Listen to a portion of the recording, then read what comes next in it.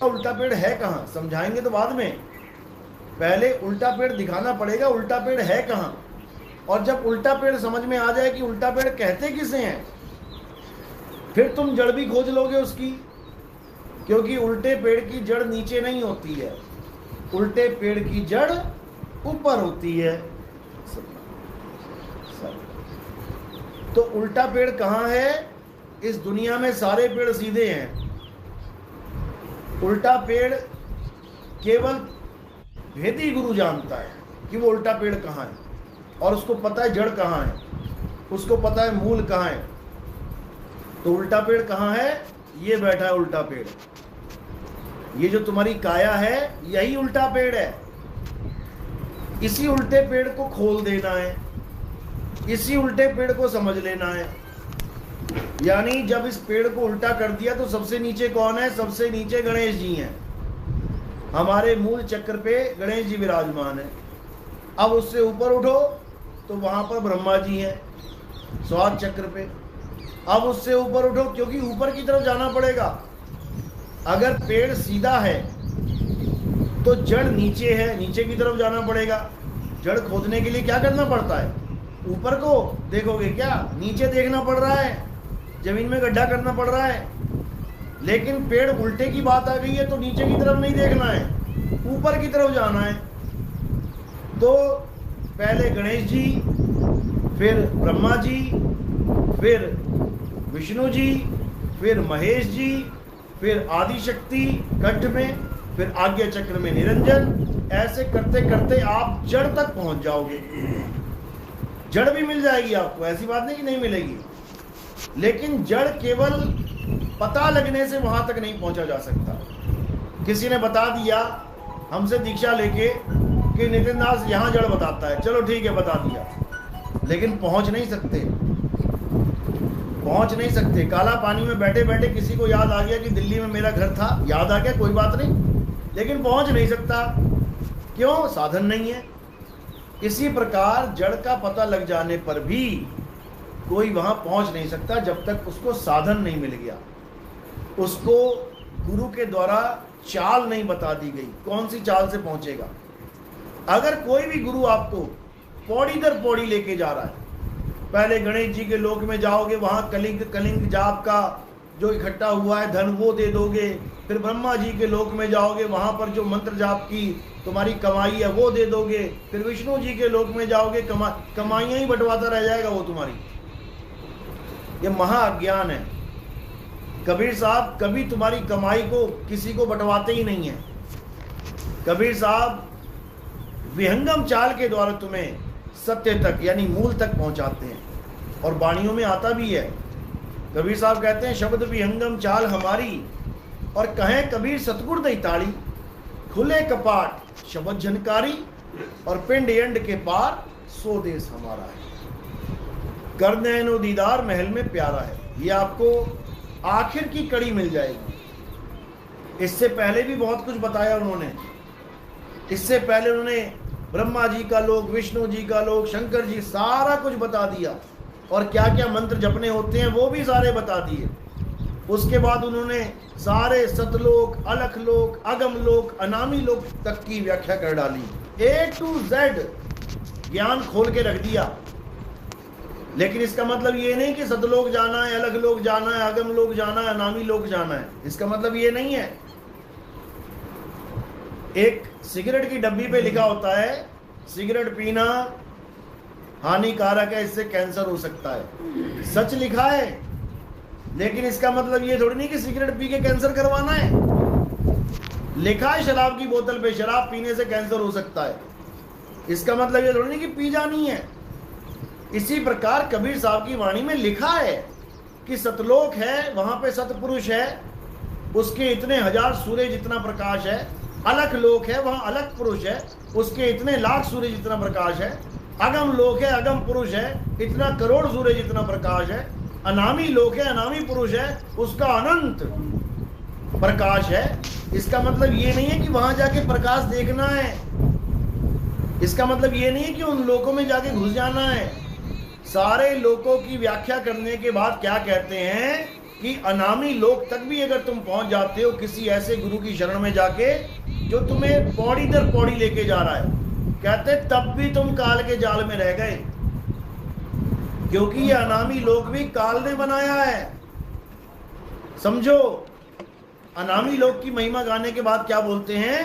काया भेद किया निर्वारा, ये सब रचना पिंड मंझारा, माया अवगति जाल पसारा, सो कारीगर भारा है। यानी ये जितना कहानी मैंने तुम्हें सुना दी है, पूरी काया की पूरी सृष्टि रचना सुना दी है, यहां धुर तक पहुंचकर भी तुम माया के जाल में अटके रह जाओगे, क्योंकि ये पसारा ही माया का है।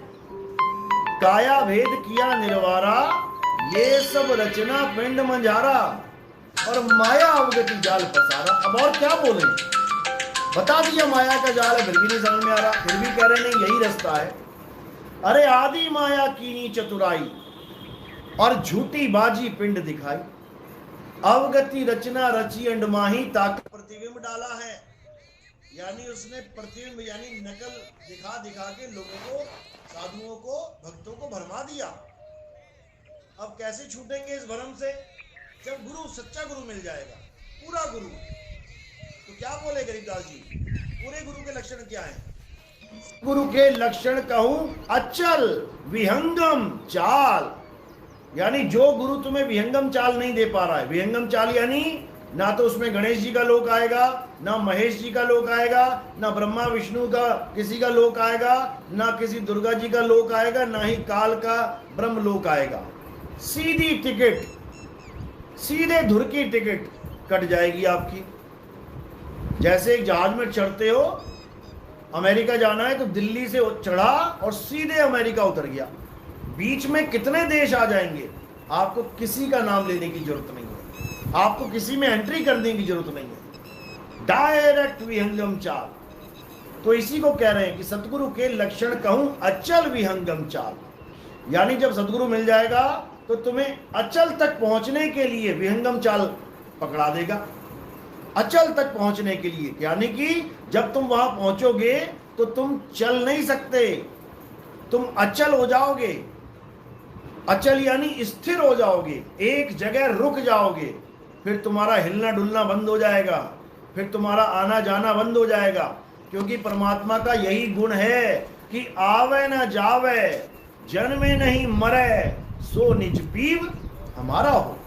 यानी जो आता और जाता है, जो अचल नहीं है, उसको हम परमात्मा नहीं कहते, उसको हम परमात्मा नहीं कहते। परमात्मा अचल है। गीता अध्याय 2 24वां श्लोक, हे अर्जुन, ये आत्मा अछेद्य है, वहां पे लिखा है आत्मा, वहां परमात्मा नहीं लिखा है, वहां परमात्मा नहीं लिखा है। लेकिन जो ज्ञानी पुरुष है वो उसके गुणों से समझ जाएगा कि ये किसकी बात चल रही है। दो प्रकार की आत्मा बताई है, एक जीवात्मा और एक परमात्मा। दोनों के पीछे आत्मा शब्द लगा है। जैसे दो लोग हैं, बाप बेटा, एक का नाम है धीरज मिश्रा, एक का नाम है नीरज मिश्रा। धीरज मिश्रा जज है और नीरज मिश्रा वकील है।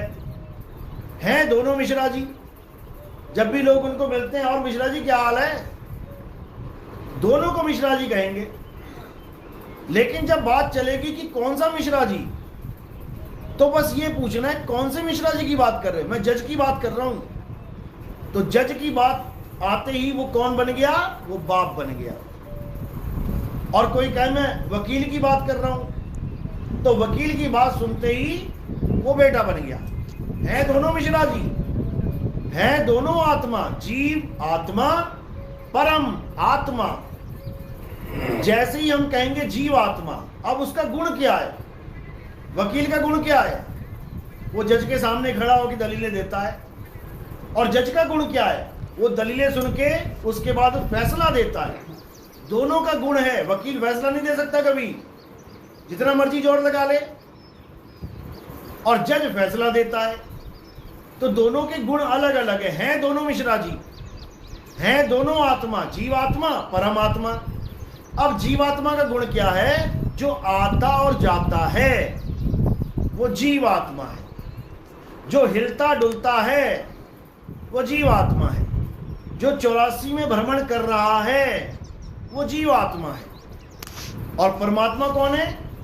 जो अचल है, जो आता जाता नहीं है, जो सदा स्थिर रहने वाला है, उसे परमात्मा कहते हैं। उसी की व्याख्या अध्याय 2 में दोनों तरह से दे रखी है, जीवात्मा की भी और परमात्मा की भी। जीवात्मा के लिए बता रखा है कि हे अर्जुन, जीवात्मा इन कपड़ों को धारण करता है। कौन से कपड़ों को? ये शरीरों को, शरीर रूपी कपड़े को धारण करता है, वो जीवात्मा है। अब तुम खुद ही अपनी बुद्धि लगा लो कि तुम जीवात्मा की पूजा कर रहे हो कि परमात्मा की। बस इतना सा खेल है, बताने की जरूरत ही नहीं है कि तुम सही हो कि गलत हो, तुम खुद ही अंदाजा लगा लो। अगर तुम किसी शरीर की पूजा कर रहे हो, तुम्हारा भगवान कोई शरीर है, तुमने राम जी को मान लिया, कृष्ण जी को मान लिया, हनुमान जी को मान लिया, कबीर साहब को मान लिया, किसी के भी शरीर को मान लिया, और तुम शरीर को मान के उसको भगवान मान लिया कि मेरा भगवान कौन है? 2 आंख, 2 कान, 1 नाक, आंख, बाल, खाल, गाल वाला। तो तुम किसकी पूजा कर रहे हो? जीवात्मा की। बिल्कुल सिंपल। जिसने शरीर को धारण कर लिया वो जीवात्मा है। हाँ, जीवात्मा भी भक्ति करके भगवान बन जाता है। भगवान, परमात्मा नहीं, भगवान। भगवान बहुत सारे मिलेंगे तुम्हें, दुनिया भर के भगवान है, क्योंकि एक आम जीव से श्रेष्ठ हो गया, यानी बीच में आ गया। वो जीव से ऊपर हो गया लेकिन परमात्मा से नीचे रह गया। वो अवस्था अलग है, उसको ब्रह्म अवस्था भी बोल दिया जाता है कि हाँ ठीक है, वो जीव रूप में भी ब्रह्म ज्ञानी हो गया, ठीक है, समझ में आ गया। लेकिन परमात्मा नहीं हुआ, क्योंकि परमात्मा अचल है। तो ये जो जीवात्मा है ये चलता है, ये फिरता है, 84 में घूमता है। और जो परमात्मा है वो अचल है। गीता में यही स्पष्ट बता रखा है, हे अर्जुन, ये आत्मा अछेद्य है, अशोष्य है, अदा है। ये आत्मा अचल है, सदा स्थिर रहने वाला है। तो ये किसकी महिमा गाई जा रही है? परमात्मा की। बस इतना सा ज्ञान है, जो इसको समझ लेगा उसका कल्याण हो जाएगा। तो परमात्मा क्या करता है? इस जीवात्मा को अपने जैसा बना लेता है, अपने जैसा बना। कीट न जाने भृंग को और गुरु कर ले आप समान। यानी जो बेचारा भटक रहा था इधर 84 में, उसको ऐसा गुरु मिल गया जिसने विहंगम चाल के द्वारा उसको अचल अवस्था का ज्ञान पकड़ा दिया। अब वो अचल अवस्था को प्राप्त करके अचल ही हो जाएगा, यानी अब उसका आना जाना खत्म। अब वो स्थिर होके अपने स्वरूप को प्राप्त कर लेगा, असली स्वरूप को। और ये नकली है। तो यही कबीर साहब समझा रहे हैं कि शब्द विहंगम चाल हमारी, और कहें कबीर सतगुर दैतारी, खुले कपाट शब्द झनकारी। कपाट यानी दरवाजा, वो दरवाजा जो इस पूरे ब्रह्मांड का आखिरी दरवाजा है।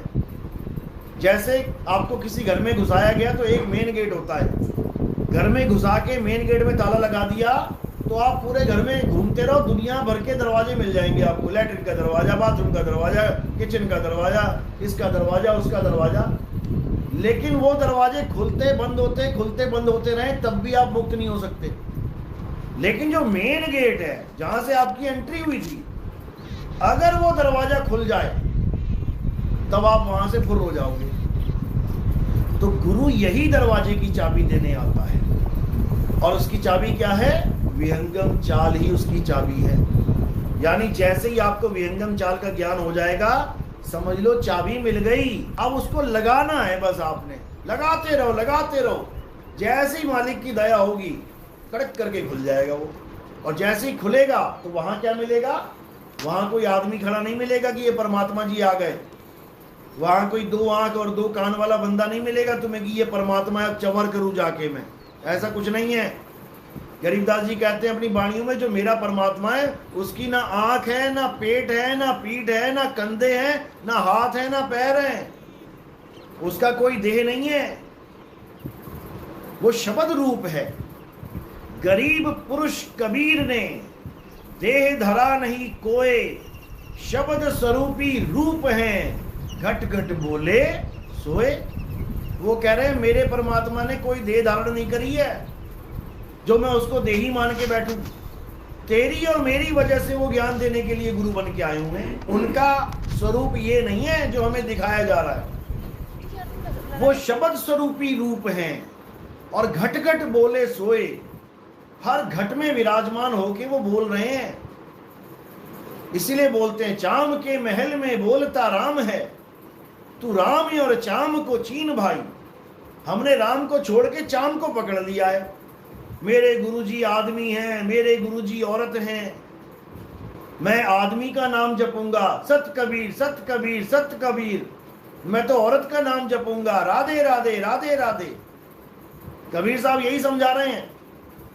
हे धर्मदास, तुमसे कहूं मैं नाम विचारी, और ना वो ज्योत ना पुरुष ना नारी। जो परमात्मा का असली नाम है वो ना तो स्त्रीलिंग है और ना ही पुल्लिंग है। स्त्रीलिंग और पुल्लिंग किसका नाम है? शरीरों का नाम है।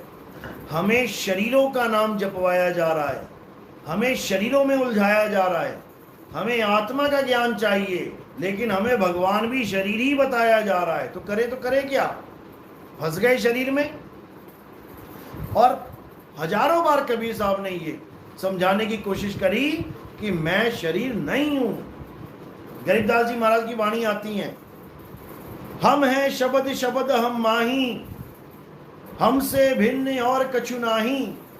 शब्द न बिन से देही, और कहें कबीर हम शब्द से नहीं। यानी मेरा जो असली स्वरूप है वो शब्द स्वरूप है। अब कौन सा शब्द? शब्द तो हिंदी के हैं, पंजाबी के हैं, उर्दू के हैं, फारसी के हैं। तो इसमें से कबीर साहब कौन है? ये इन शब्दों की बात नहीं चल रही है। इन शब्दों के द्वारा तो नाम रखे गए हैं। किसी ने रख दिया कबीर, किसी ने रख दिया राम, किसी ने रख दिया श्याम, किसी ने रख दिया कुछ और। इन अक्षरों के द्वारा तो इन शब्दों को बनाया गया है, नामों को।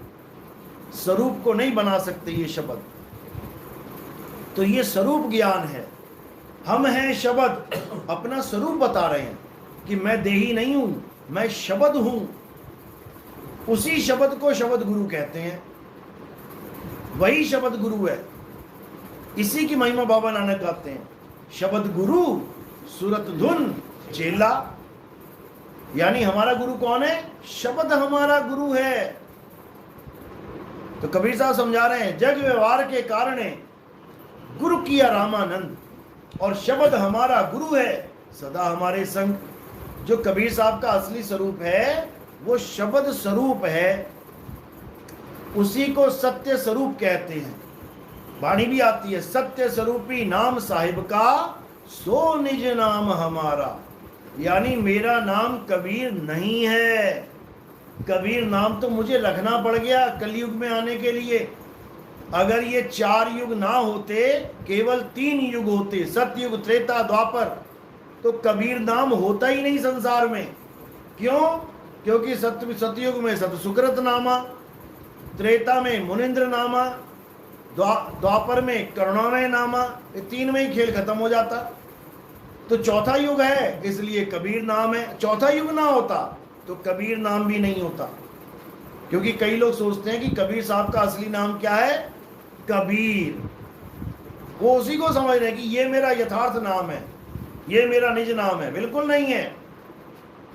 अगर ये अक्षर ना होते, का खा गा घा घा, ये लाइन ही ना होती, तो कबीर का कहां से लेके आते? पा फा बा भा मा, ये लाइन ना होती तो कबीर का बा कहां से लेके आते?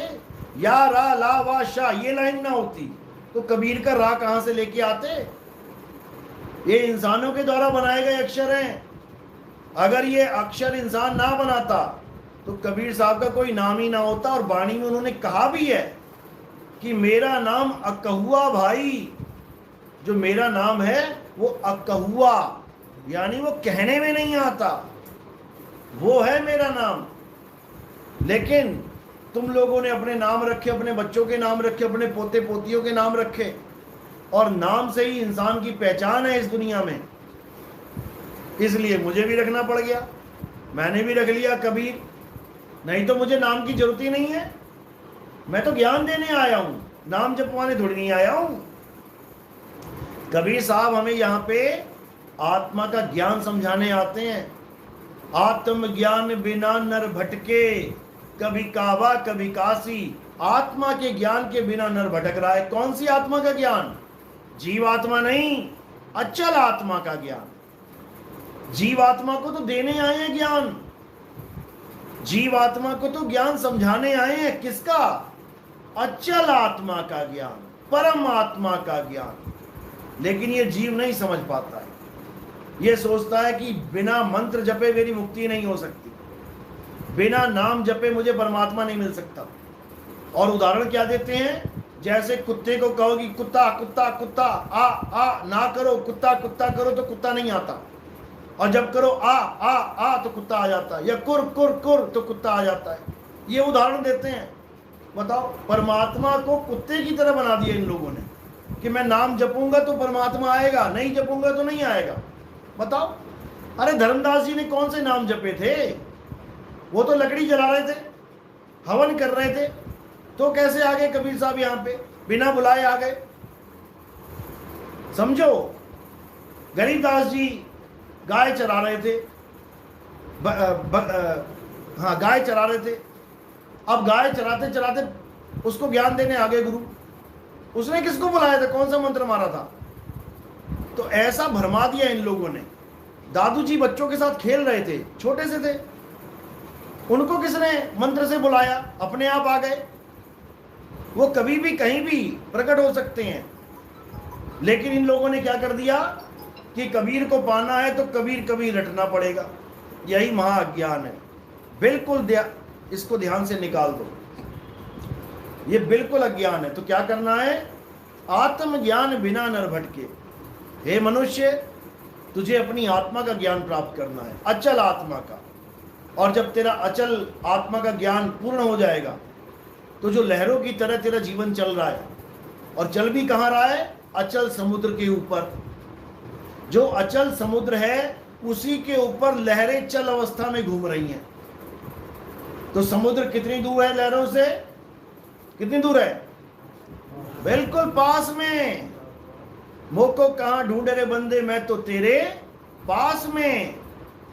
बस ये समझ लो कि समुद्र के ऊपर ही लहरें चल रही हैं। तो यहां लहरें ऊपर है, समुद्र नीचे है। अब उल्टा पेड़ कर दोगे तो समुद्र ऊपर हो जाएगा, लहरें नीचे हैं, और कुछ नहीं है। समुद्र ऊपर है और लहरें नीचे हैं। अब क्या करना है? बस उलट जाना है। उलट समानी आप में, और प्रगटी ज्योति अनंत, और साहिब सेवक एक संग, खेले सदा बसंत। तो जैसे दुनियावी समुद्र में लहरें नीचे की तरफ आ जाएं तो समुद्र में मिल जाती हैं, समुद्र ही हो जाती हैं। आध्यात्मिक ज्ञान में उल्टे पेड़ में लहरें ऊपर की तरफ चली जाएं तो अचल हो जाती हैं। यानी लहरों का सिंहासन कहाँ है? अचल सिंहासन ऊपर लगा है। अब करना क्या है? अब सिंहासन पे चढ़ जाना है, बस इतना सा खेल है। तो कह रहे हैं अब तो जाए चढ़े सिंहासन, और मिले हैं सारंग पानी, राम कबीरा एक भय हैं, और कोई ना सके पहचानी। यानी जो दो बने बैठे हुए थे, समुद्र अलग और लहर अलग बने हुए बैठे हुए थे, ये समुद्र में मिलते ही वो लहरें समुद्र ही हो जाती हैं। यानी ये जीव पीव में मिलके पीव ही हो जाता है। इसीलिए बोला गया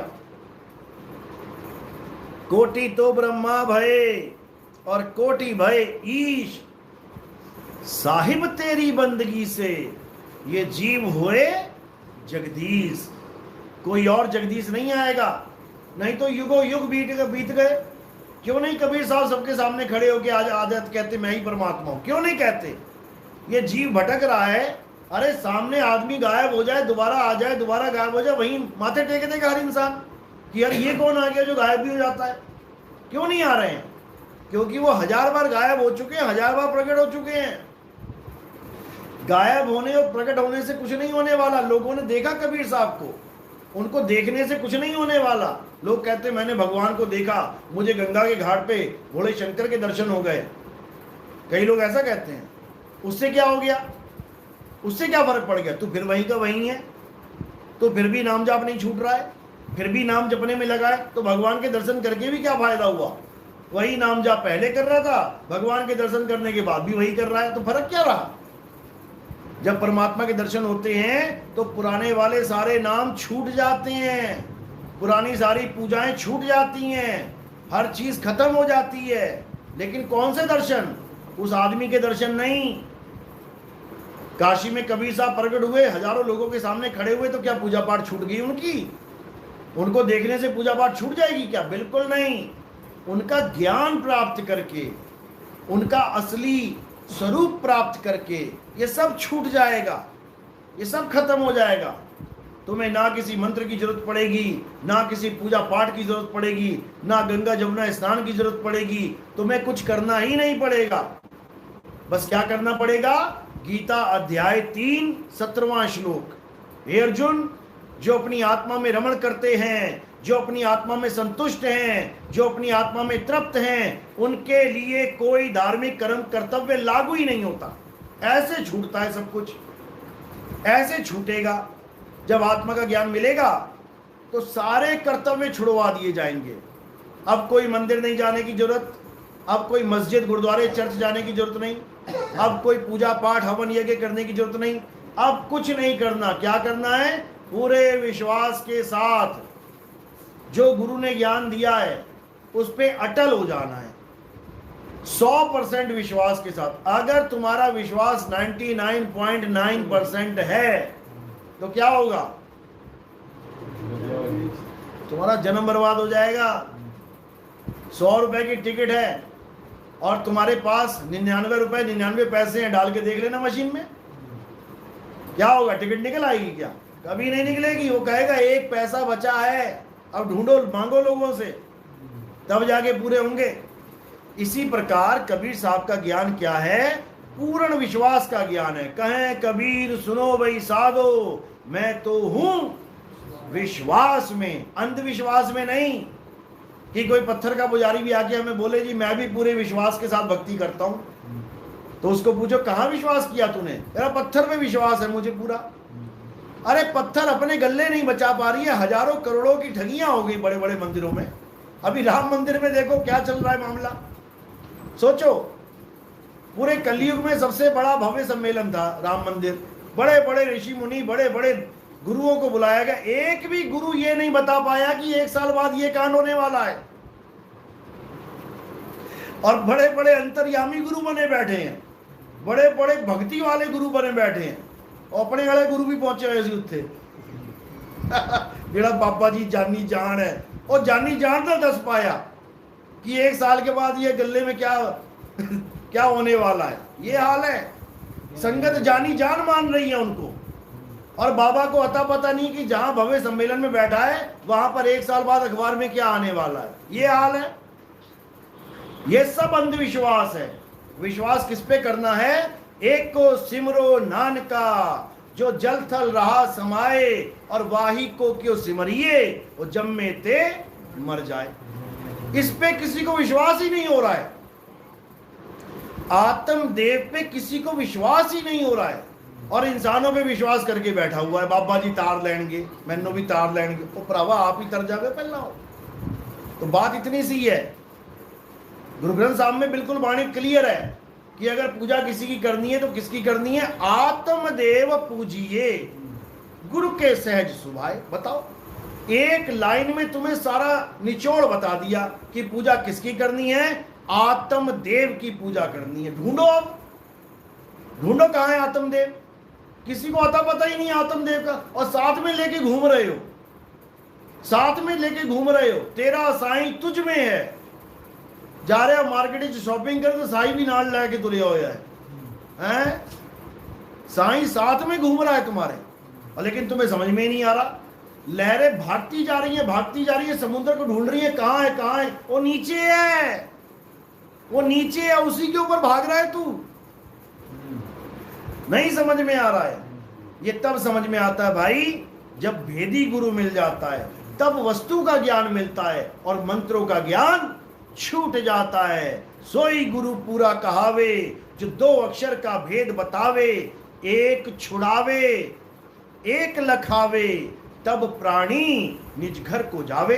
तो ये जितने भी नाम है ये सब छूट जाएंगे, प्राणी जाएगा जी, सब छूट जाएंगे और उसके बाद तुम्हें अपना असली स्वरूप मिलेगा। एक लखाए यानी तुम्हें तुम्हारा सत्य स्वरूप लखाए, लखाए मतलब उसकी पहचान बताए कि वो कहाँ मिलेगा, तुम्हारी दौड़ खत्म करवा दे, उस वस्तु का भेद बता दे कि वस्तु कहाँ पड़ी है। ढूंढना तुम्हारा फर्ज है। अगर तुम्हें नहीं मिल रही, गुरुजी 10 साल हो गए नाम लिए, कुछ मिल नहीं रहा है, इसका मतलब तू खोज नहीं रहा है, सही से खोज नहीं रहा है। तो कह रहे हैं वस्तु कहीं और ढूंढे कहीं, और कैसे लागे हाथ, गुप्त वस्तु तब मिले भेदी लीजे साथ। और भेदी लीना साथ में, दीनी वस्तु लखाए, और कोटि जन्म का पंथ था पल में पहुंचा जाए। यानी जिसको ढूंढने के लिए करोड़ों जन्म लग गए, उसका भेद तुम्हें एक पल में पता लग जाएगा। लेकिन भेद पता लगने के बाद भी तुम्हें 100% सूरत को वहां पहुंचाना पड़ेगा। इसी में देरी हो जाती है। यही सबसे बड़ी दिक्कत बन जाती है कि गुरुजी ज्ञान तो पूरा समझ में आ गया, मैं ध्यान भी लगाता हूं, लेकिन कुछ हो नहीं रहा। अब हो क्यों नहीं रहा, कारण क्या है? क्योंकि सूरत फंसी संसार में, तासे पड़ गई दूर, और सूरत बांध स्थिर करो, 8 पहर हुजूर। अब इस एक दोहे में कारण और निवारण दोनों बता दिए। कारण क्या बताया दूर होने का? कि सूरत फंसी संसार में, तासे पड़ गई दूर। और निवारण क्या बताया? कि इसको 8 पहर स्थिर करो,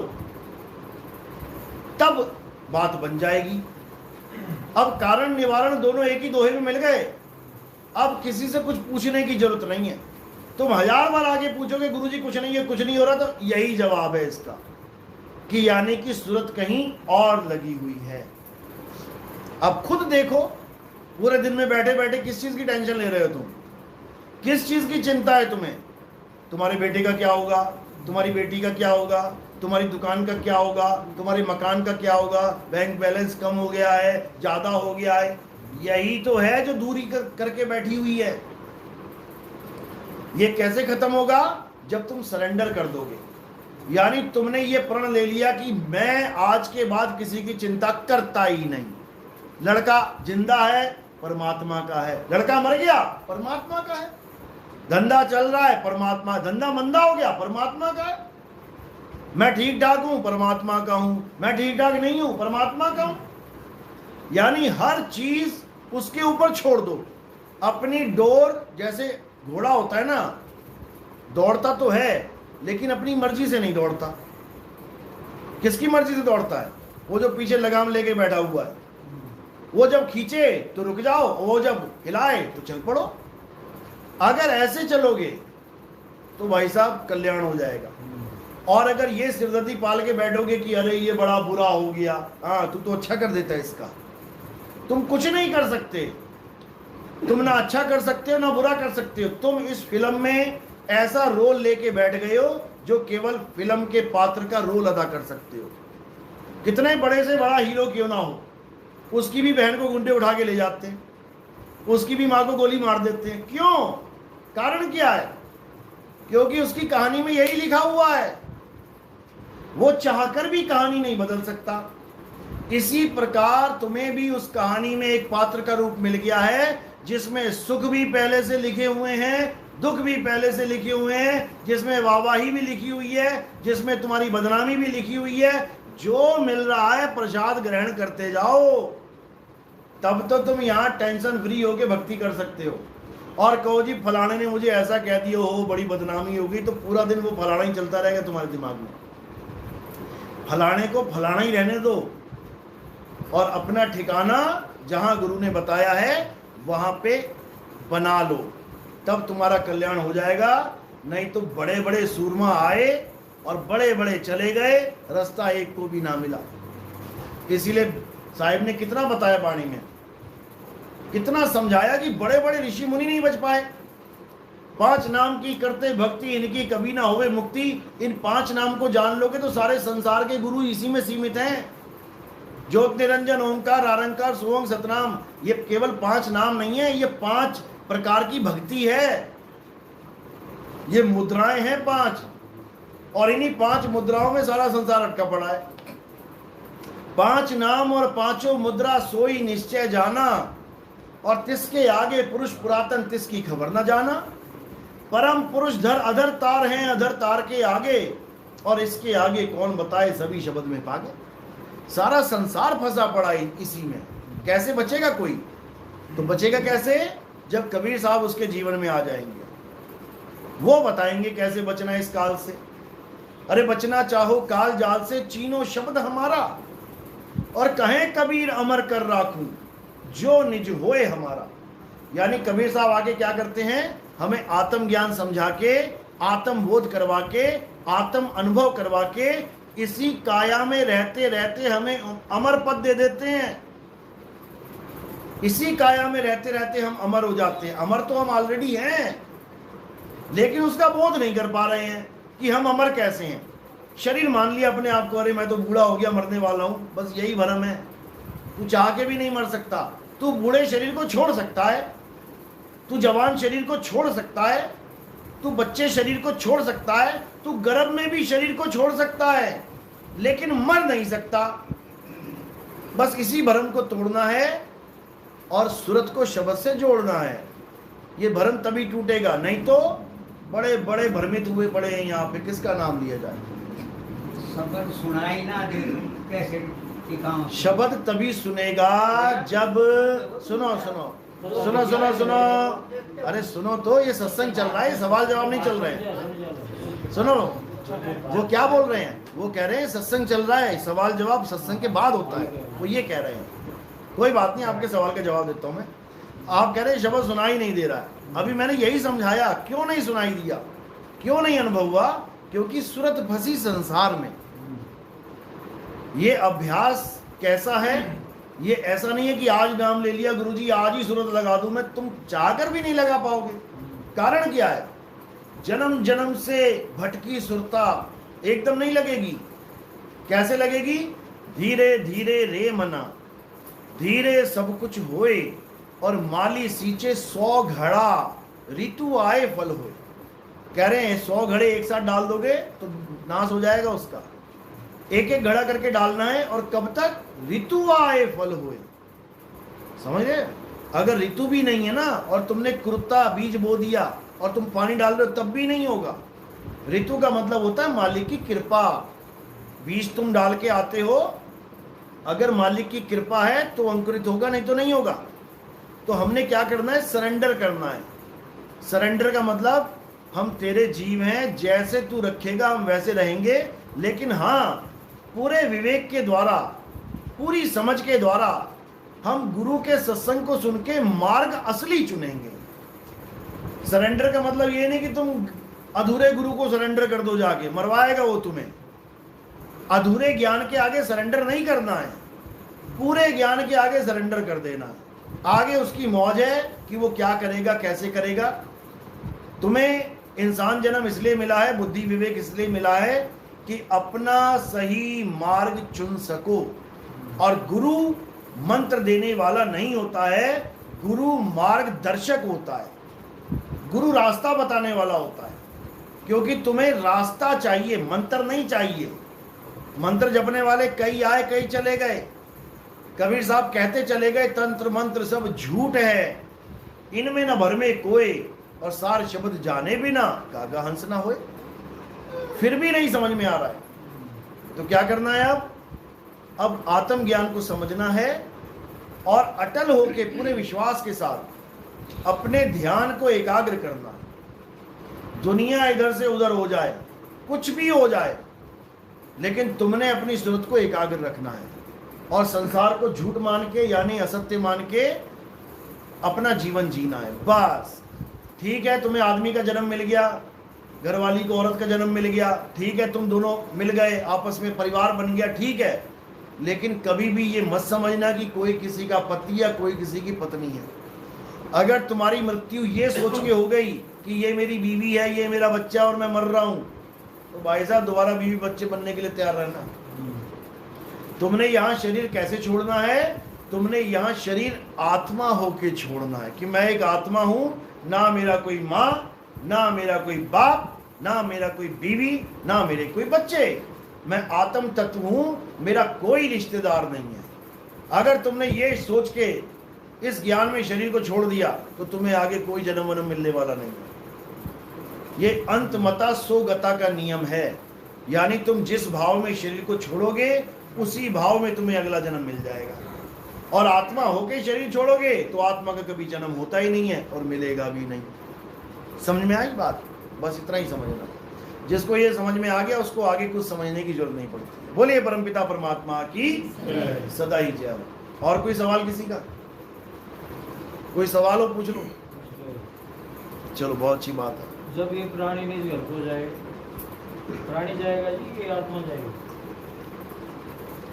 देखो, प्राणी किसको बोला जाता है? जीव को। जो प्राण के साथ चल रहा है, जो प्राणवायु कहते हैं ना, नहीं प्राण में नहीं पिंड में, जो सांस ले रहा है उसको प्राणी कह देते हैं। सांस चली गई तो कहते हैं प्राण पखेरु उड़ गए। तो प्राणी जीव को ही कहते हैं, जीव ही प्राणी है। प्राण नहीं जाएगा वहां तक। कोई कहे कि प्राण चला जाएगा परमात्मा के पास, नहीं जा सकता। प्राणी जाएगा, प्राणी जा सकता है, जीव यानी जीव जा सकता है। श्वास नहीं जा सकती। लोग श्वास के साथ सोच रहे हैं कि श्वास पे चढ़ के परमात्मा तक पहुंच जाएंगे। अरे तुम ऐसी रस्सी को पकड़ रहे हो जो रस्सी वहां तक जाती नहीं है। क्या श्वास से परमात्मा तक पहुंच सकती है? कभी नहीं। क्यों?